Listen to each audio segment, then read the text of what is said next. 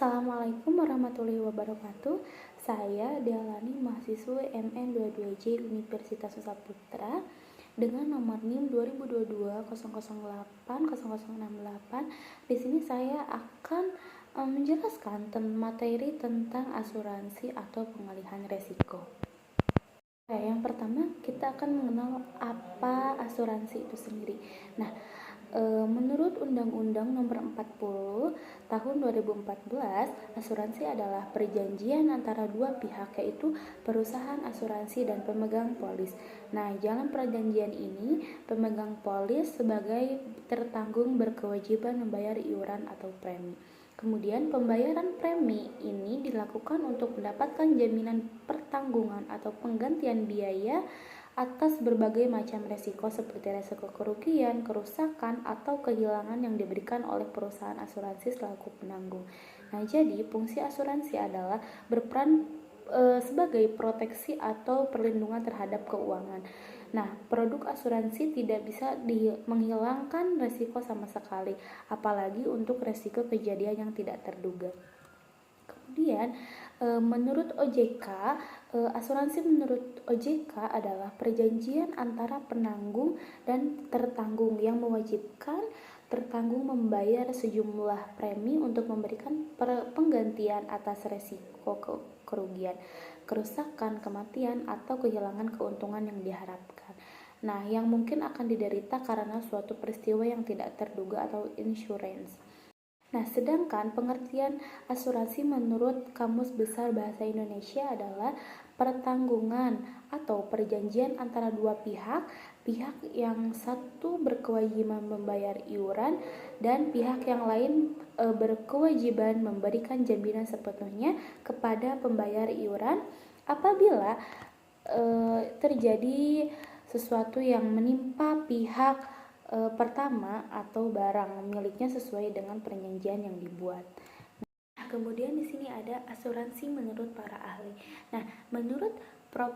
Wirjono Projodikoso, sarjana hukum, asuransi adalah persetujuan antara pihak pemberi jaminan yang dijamin. Pihak yang dijamin akan menerima sejumlah uang sebagai ganti rugi akibat peristiwa atau resiko yang belum jelas akan terjadi. Nah, asuransi menurut Abba Salim. Menurut Abba Salim, melalui bukunya menjelaskan bahwa asuransi adalah suatu kemauan dalam hal penetapan kerugian kecil atau sedikit yang sudah pasti sebagai ganti kerugian besar yang belum pasti terjadi di masa depan. Sedangkan menurut Profesor Mark M. Green MD adalah profesor yang dikenal berkat riset kanker paru-paru. Menurut Green, asuransi adalah sebuah lembaga ekonomi yang memiliki tujuan untuk mengurangi risiko tertentu. Nah, kemudian di sini ada jenis-jenis asuransi yang ada di Indonesia. Yang pertama ada asuransi kesehatan. Nah, asuransi kesehatan adalah produk asuransi yang memberikan jaminan kepada tertanggung untuk mengganti setiap biaya pengobatan. Kemudian yang kedua ada asuransi jiwa. Nah, asuransi jiwa adalah program perlindungan finansial dalam bentuk santunan tunai apabila terjadi resiko meninggal dunia atau cacat total tetap pada pemegang polis tertanggung. Kemudian yang ketiga ada asuransi kecelakaan diri. Nah, asuransi ini adalah produk asuransi yang memberikan solusi finansial jika tertanggung mengalami resiko kecelakaan diri.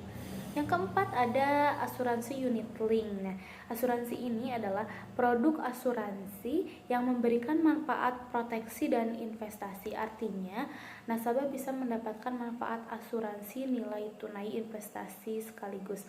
Nah, biasanya produk satu ini umum ditemukan di asuransi jiwa dan asuransi kesehatan. Kemudian yang kelima ada asuransi kendaraan bermotor. Nah, asuransi ini salah satu produk asuransi kendaraan bermotor yang banyak dicari adalah asuransi mobil. Nah, dalam asuransi mobil ada dua jenis yang bisa kita pilih. Di antaranya ada all risk atau TLO. Nah,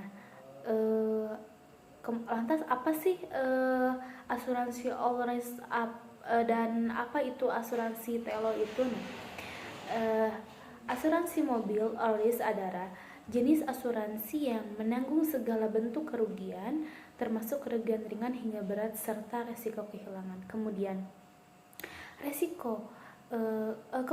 asuransi TLO, pertanggungan diberikan jika kerusakan mobil mencapai sama dengan atau lebih dari 75% mobil sebelum mengalami kerugian. Nah, yang keempat ada asuransi pendidikan. Tentu saja di Indonesia ada asuransi pendidikan.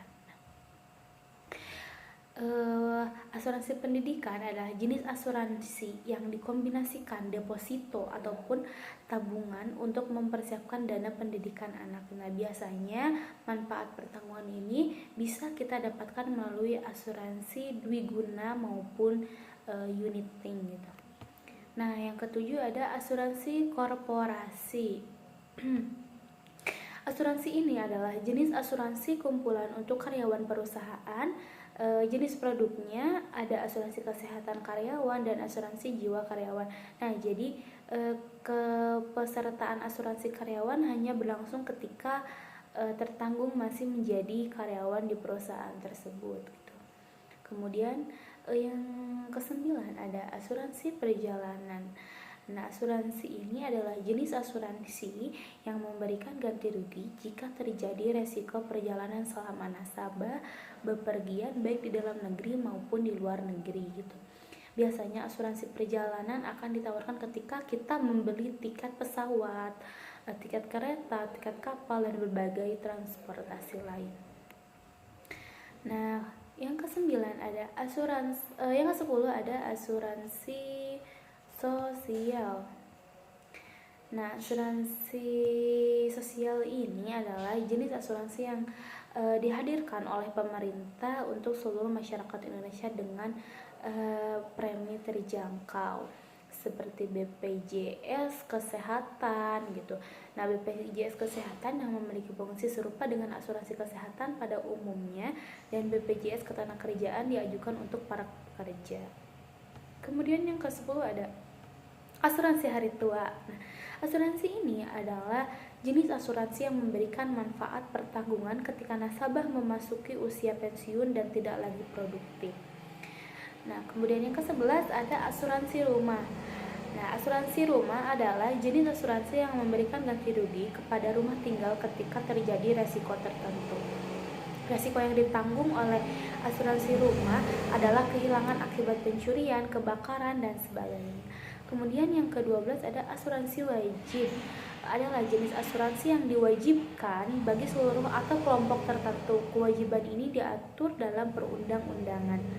Nah, namun jenis asuransi yang diwajibkan undang-undang untuk diikuti masyarakat dan memberikan manfaat dengan mekanisme subsidi silang tidak termasuk ke dalam kategori ini. Nah, perusahaan asuransi wajib biasanya terbentuk BUMN, contohnya adalah seperti PT Taspen Persero, PT Absari Persero, dan PT Jasa Raharja Persero. Kemudian yang ke-13 ada reasuransi. Kemarin sudah dijelaskan ya di sesi kemarin. Nah, reasuransi adalah jenis asuransi yang memberikan pertanggungan ulang terhadap resiko yang ditanggung oleh perusahaan asuransi. Jadi reasuransi juga disebut asuransi dari asuransi. Kemudian yang selanjutnya ada unsur-unsur asuransi. Di sini ada 5 unsur asuransi. Yang pertama ada penanggung dan tertanggung. Nah, istilah paling dasar dalam asuransi adalah penanggung dan tertanggung. Penanggung biasanya adalah perusahaan asuransi, sedangkan tertanggung adalah pihak yang menggunakan jasa asuransi tersebut. Kemudian yang kedua ada polis asuransi. Polis adalah kesepakatan antara kedua pihak, yaitu penanggung dan tertanggung. Perjanjian asuransi ini berisi ketentuan yang dibuat dalam bentuk tertulis baik kertas maupun digital terkait penerapan dan penanggungan produk asuransi yang berlaku. Kemudian yang kelima ada premi asuransi. Nah, unsur ini yang perlu diperhatikan adalah premi asuransi. Lalu apa itu premi asuransi? Nah, premi asuransi adalah sejumlah dana yang ditarik oleh perusahaan asuransi. Nah, jumlah dana tersebut tergantung kriteria yang ditetapkan oleh perusahaan asuransi dan kondisi anggaran nasabah. Kemudian yang keempat ada klaim asuransi. Nah, klaim asuransi adalah ganti rugi atau jaminan finansial atas manfaat asuransi sesuai dengan yang tertulis dalam polis.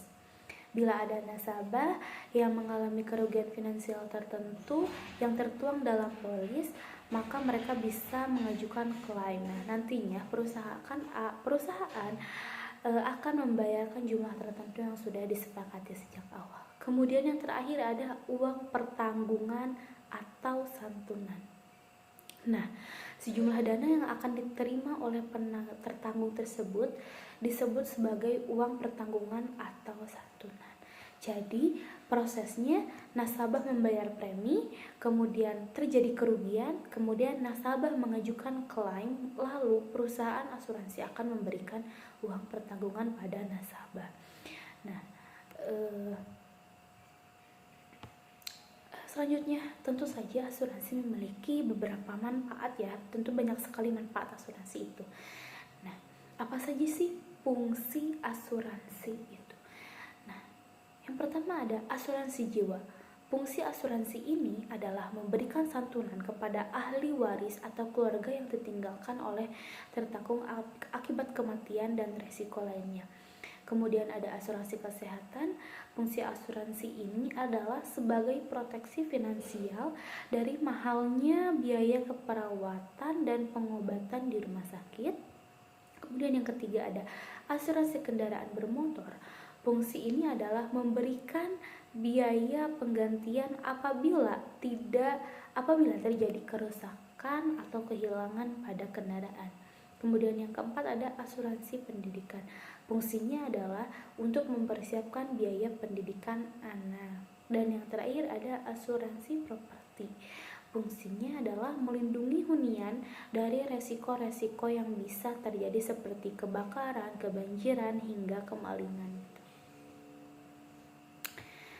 Nah, di sini juga ada dasar hukum asuransi di Indonesia.